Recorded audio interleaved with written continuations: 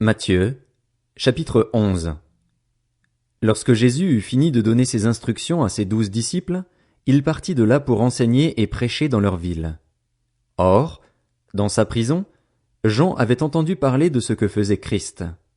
Il envoya 2 de ses disciples lui demander, « Es-tu celui qui doit venir ou devons-nous en attendre un autre ?» Jésus leur répondit, « Allez rapporter à Jean ce que vous entendez et ce que vous voyez. Les aveugles voient, les boiteux marchent, les lépreux sont purifiés, les sourds entendent, les morts ressuscitent et la bonne nouvelle est annoncée aux pauvres. Heureux celui pour qui je ne représenterai pas un obstacle. » Comme il s'en allait, Jésus se mit à dire à la foule au sujet de Jean, « Qu'êtes-vous allé voir au désert? Un roseau agité par le vent? Mais qu'êtes-vous allé voir? Un homme habillé de tenues élégantes? Ceux qui portent des tenues élégantes sont dans les maisons des rois. Qu'êtes-vous donc allé voir? Un prophète?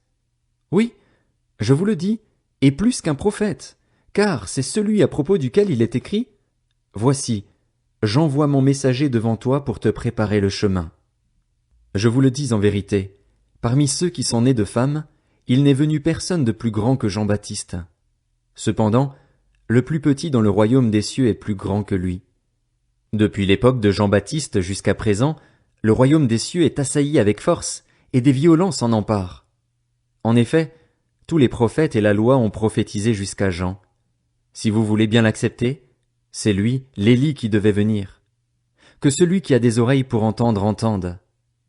À qui comparerai-je cette génération? Elle ressemble à des enfants assis sur des places publiques et qui s'adressent à d'autres enfants en disant « Nous vous avons joué de la flûte et vous n'avez pas dansé.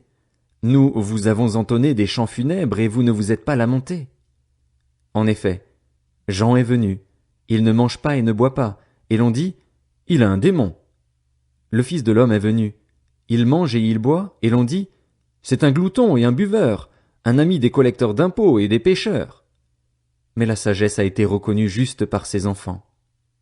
Alors Jésus se mit à faire des reproches aux villes dans lesquelles avaient eu lieu la plupart de ses miracles, parce qu'elles n'avaient pas changé d'attitude.